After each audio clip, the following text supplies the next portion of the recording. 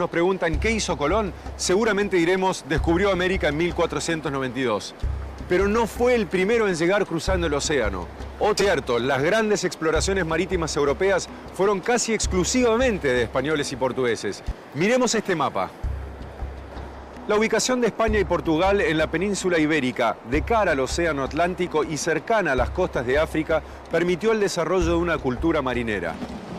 Los conocimientos y la experiencia que adquirieron a través del tiempo los llevarían a producir las transformaciones necesarias para navegar en alta mar.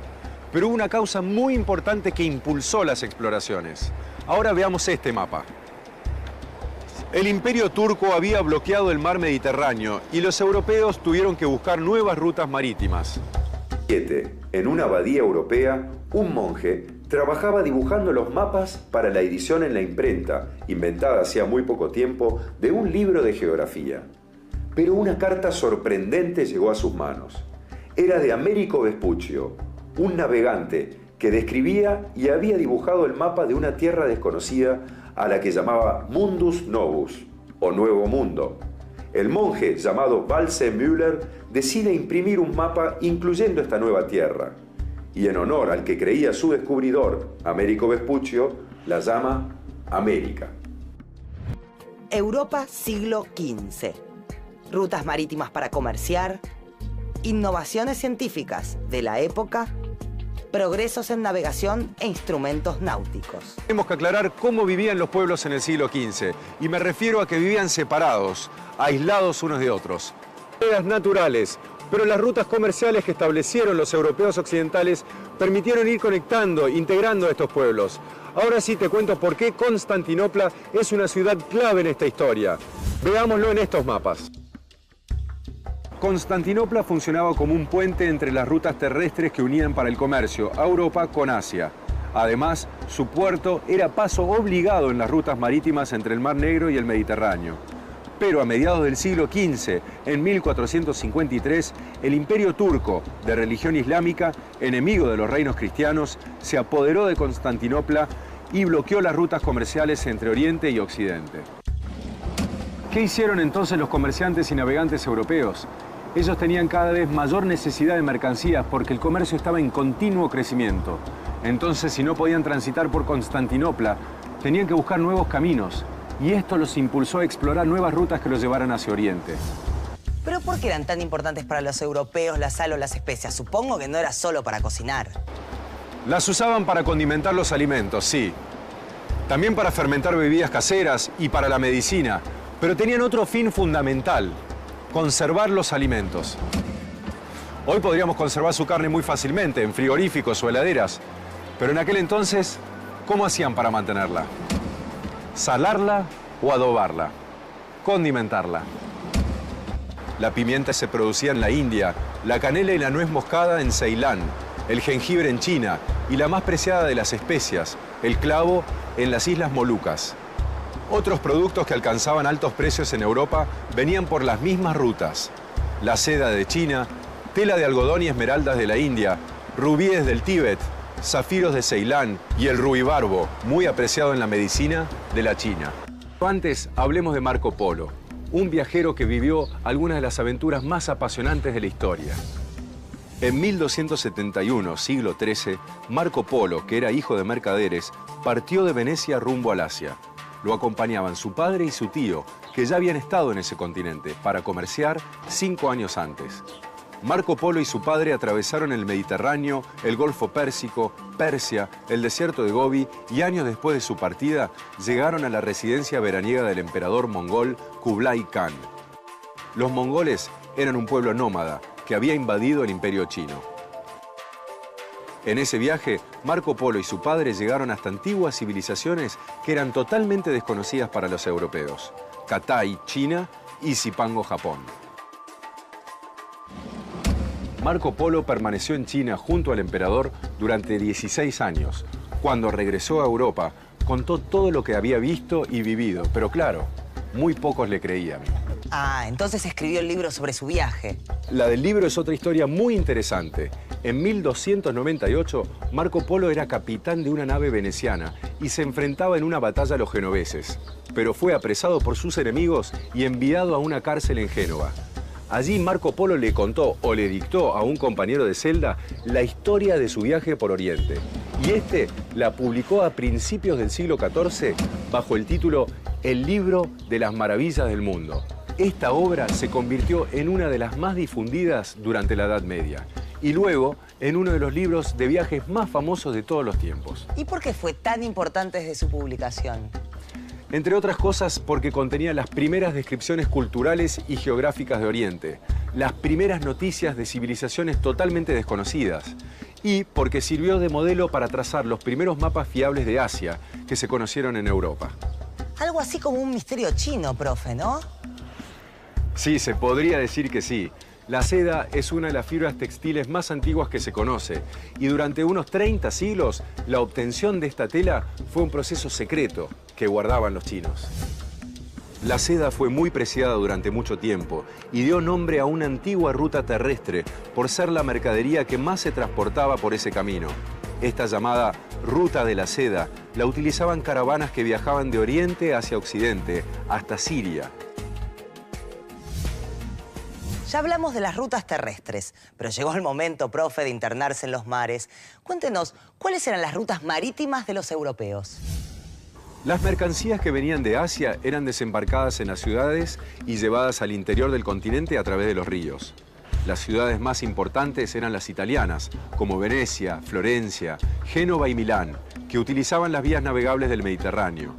En el norte de Europa, otras ciudades como Brujas, Riga o Danzig, que formaban parte de una asociación o liga de ciudades, conocida como la Liga Hanseática, utilizaban el mar Báltico y el mar del Norte. Ya vimos que portugueses y españoles se lanzaron a la exploración buscando nuevas rutas marítimas. ¿Pero cuándo llegaron a la India por esa vía? Empecemos un poco antes. El Reino de Portugal fue el que inició las exploraciones durante el siglo XV. Las expediciones fueron impulsadas por Enrique el Navegante, príncipe de Portugal, desde su escuela de navegación con el apoyo económico de poderosos banqueros. El Reino de Portugal tenía vinculación con el norte de África, donde había ricos yacimientos de oro. Sus navegantes comenzaron a explorar las costas de África y en los últimos años del siglo XV finalmente lograron rodear ese continente y llegar a la India por el Océano Índico.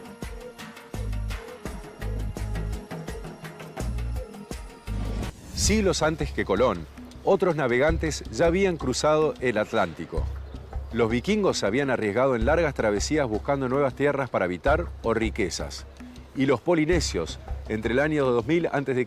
y el 1000 después de Cristo, llegaron en sus canoas a poblar las islas del Pacífico. ¿Y qué naves usaban los vikingos? Las naves vikingas que habrás visto en ilustraciones o películas eran las famosas drácars. Eran muy livianas. Tenían entre 20 y 30 metros de largo y 6 de ancho, sin cubierta, con remos y con una vela que usaban para impulsarse con el viento y que plegaban para cubrirse cuando llovía. ¿Y a qué lugares de América llegaron los vikingos? ¿Dejaron algún rastro? Pocos. Se cree que alrededor del año 980 exploraron los lejanos fiordos de Groenlandia y fundaron 2 colonias. Unos años más tarde, el explorador islandés Leif Erikson descubrió nuevas tierras hacia el oeste de Groenlandia, donde se asentaron pequeñas poblaciones, y después exploraron las costas de la actual Norteamérica. Las colonias vikingas de Groenlandia perduraron hasta el siglo XV, pero ninguno de estos pueblos dio testimonios de sus descubrimientos. Portugueses y españoles, en los puertos de Lisboa, Sevilla o La Coruña, quedó la experiencia de la navegación por el Mediterráneo de pueblos antiguos como los fenicios, griegos y romanos. Portugueses y españoles también incorporaron conocimientos de árabes, italianos, vikingos, bretones y flamencos del norte de Europa. A comienzo del siglo XV, la mayoría de los instrumentos utilizados por los marinos europeos eran los necesarios para la navegación de cabotaje: la brújula magnética, el reloj de arena y la plomada. Pero con el correr del siglo se introdujeron el cuadrante para la medición de la altitud y el astrolabio para calcular la latitud observando la altura del Sol o las estrellas. Estos instrumentos hicieron mucho más fácil dibujar con precisión los llamados portulanos. A ver, un minuto. Portulanos. ¿Qué eran los portulanos? Eran los diarios de viaje donde los navegantes anotaban los rumbos y las distancias entre los puertos. Luego añadieron otros datos como la latitud, la inclinación magnética, aspectos meteorológicos, oceanográficos o hidrográficos que permitieron una mayor precisión en los viajes. Claro, otros obstáculos estaban en las mismas naves, que eran muy lentas y además tenían muy poca capacidad. Todavía en la mitad del siglo XV, el ciclo completo de la operación comercial de un mercader veneciano, por ejemplo, duraba 2 años. En ese periodo, el objetivo principal en la navegación era disminuir los riesgos. Los pueblos nórdicos, entre ellos los vikingos, fueron muy creativos en esto. Estudiaron las fuerzas del viento y sabían maniobrar con facilidad. Entre los rasgos de las embarcaciones vikingas hay que destacar el uso de la vela cuadrada, que luego usaron los españoles y portugueses. ¿Cuándo aparecen las famosas carabelas? Cuando los portugueses fusionaron las dos tradiciones europeas de construcción de barcos. La nórdica de los llamados cogues utilizados en los puertos del mar Báltico y la mediterránea, la nao portuguesa, para dar lugar al barco adecuado a las nuevas condiciones de navegación, la carabela. Las carabelas eran de estructura sólida y centro de gravedad bajo. Eran naves pequeñas, resistentes, rápidas y podían transportar hasta 25 hombres. Con estas naves Colón llegó a América. Entonces, repasando, los avances en la construcción de naves, sumado al perfeccionamiento de la brújula, el astrolabio y las cartas de navegación, llevaron a los europeos al inesperado descubrimiento de un mundo nuevo para ellos, América. Colón recorrió las principales ciudades de Europa para conseguir fondos. Finalmente logró el apoyo de los reyes de España, quienes dieron su aprobación para que sus banqueros proporcionaran el dinero para la expedición. El 2 de agosto de 1492, Colón zarpó con su flota del puerto de Palos, rumbo al oeste, cruzando el Atlántico. En su tripulación había marineros profesionales. No viajaban ni mujeres ni religiosos. Martín Alonso Pinzón, un destacado navegante, comandaba una de las carabelas, la Pinta. El 12 de octubre de 1492 avistaron tierra, una isla del archipiélago de Bahamas, a la que llamaron Guanahani. Así comenzaba el primero de los 4 viajes de Colón a América. Colón fue un claro representante de su época, de esa parte de la sociedad europea del siglo XV. Un hombre preocupado por la navegación, el comercio, la cartografía y las nuevas discusiones científicas. Fue tenaz, perseverante para llevar a cabo sus proyectos. Y sus motivos para el viaje fueron los mismos que los de los portugueses. Llegar al imperio de Genghis Khan que había descrito Marco Polo.